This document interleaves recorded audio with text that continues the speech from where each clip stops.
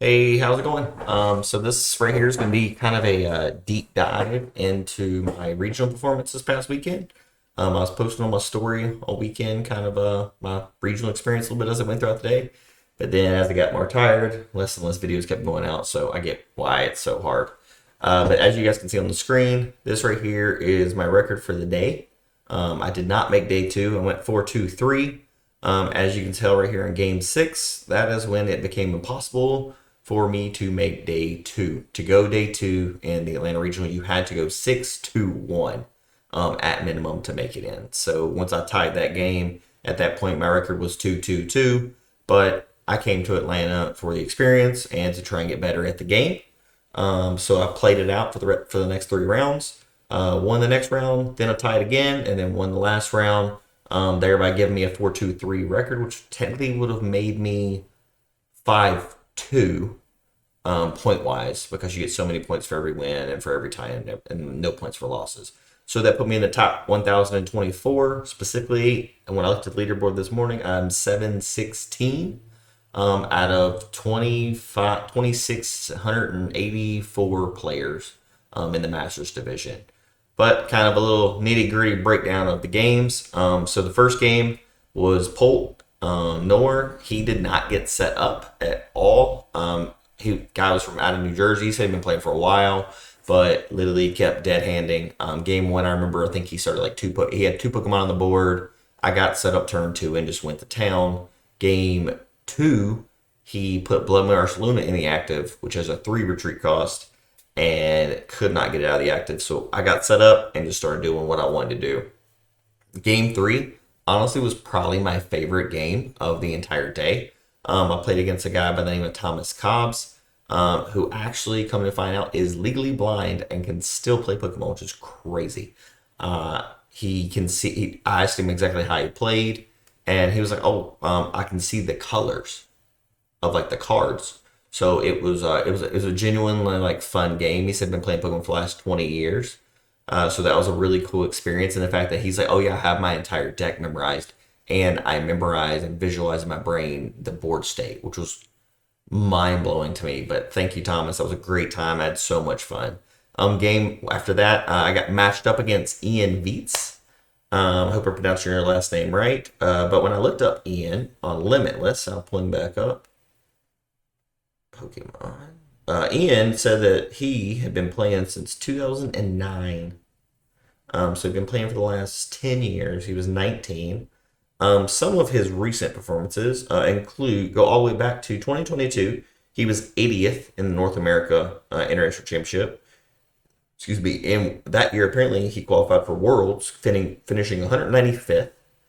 2023, 87th at the Portland Regional. And then in 23 in December, finished 63rd at the San Antonio Regional. And then earlier this year, finished 54th at the San Antonio Regional. So that was a really cool experience. I remember finishing game three and looking across the table going, that was hard, but thank you for the experience. And I don't know how I won that.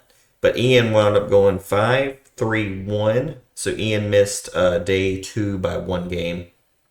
That sometimes that's how it happens. But that right there was awesome, and it was cool to kind of play against somebody I feel of that caliber. Game five was a Terra Box, and that was a nightmare. Terra Box, if you guys don't know, is probably the worst matchup for me with Charizard. I feel like, in the fact that if they get running, I am screwed. So specifically, I was running this line right here. I was running some Charizard, Terapagos, Dusknoir, and the Knocked Out Engine.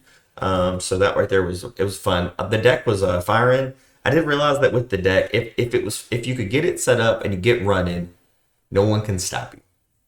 But the thing is if you can't get set up, you're not running anywhere, which is exactly what happened with the Terra Box game. In the fact that I could not get running, and I may be off on game 7 being a Dragapult game. It may have been another Terra Box game. Game 6 was another Terrabuffalon. I remember this one right here. I lost the first game. I got a little, I would say I got a little aggressive right off the rip, and I shouldn't have. I should have been more passive in the fact that, like, turn one, I mean, not turn one, but like turn two, like, I got Charger on the board, I got Dustin on the board, and they had a Buffalo on the board.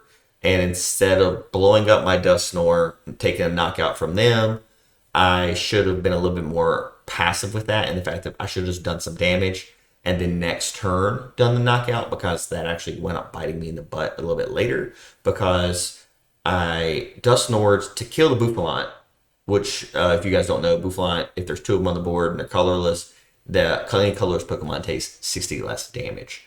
So my Charizard at that point, instead of hitting for 180 or 210 with the extra prize, is only hitting for 140. So that was not going to work. That'd been 150 with the extra 60. There we go. With that. So I took the knockout on the Boufflant, hit the Tropicos for 210, almost knocking it out. So that right there is why it also wasn't beneficial to do that, take that knockout. But little did I know that when I Dusknoir the Boufflant, knocking it out, that I would actually let him pull a prize with the Dusknoir, which I knew was a calculated risk, but he pulled his third Boufflant off of that, so he didn't even have to worry about a way to get one back into his hand. Next game, I think that is the one that was also a Terravox game.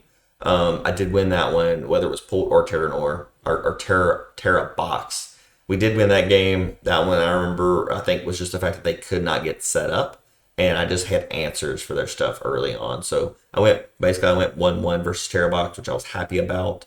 But the other loss was to a Polt. And that person went on to go 4-3-1. So all in, the games that I won or tied, those players, honestly, I think did better. Let's see here. The last game, though, was against a Team Blue Koraidon. I looked this guy up. His name was Samuel Chimay.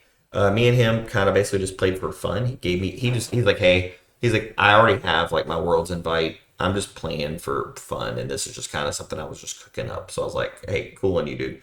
But this season alone, this guy has regional. Let's see here. Okay, so 2023-2024 season, he went to Orlando, 102nd. This season, though, Baltimore Regional, 32nd. Dortmund Regional, 110th. Louisville Regional in Kentucky, 113th. Sacramento, 19th. And Stockholm, he got 72nd. So definitely a high caliber player. It really showed in the way that he played even like this random deck. But it was an interesting experience. I had a great time. I had to meet some great people and some not so great people. There's only like, I'd say probably one game that I was just like, I don't want to play against you ever again in my life because you just suck as a person. But the same here nor there. Overall, though, the community was awesome. I had a great time. Had so much fun. I played in the Cup the following day. I thought about mixing it up to a different deck. I stuck with Charizard, and that was probably not the answer. I wound up going 3-4, just running into some randomness in that tournament. And it was 128 players in this Pokemon Cup, which is massive for those you don't know for Pokemon Cup. But I went 3-4, which let me get like 150 like tickets, is what they do at the regionals, which let me get 3 little plushies for the kids, which technically put me to the good money-wise because it was $25 to enter the Cup, and those plushies are about $20-25 a piece. So make $50 off of playing some Pokemon right there. And then I got rid of some bulk cards that I had. Actually doing the math, actually came out to the green for a Pokemon trip. So I'll take that as a W right there as well.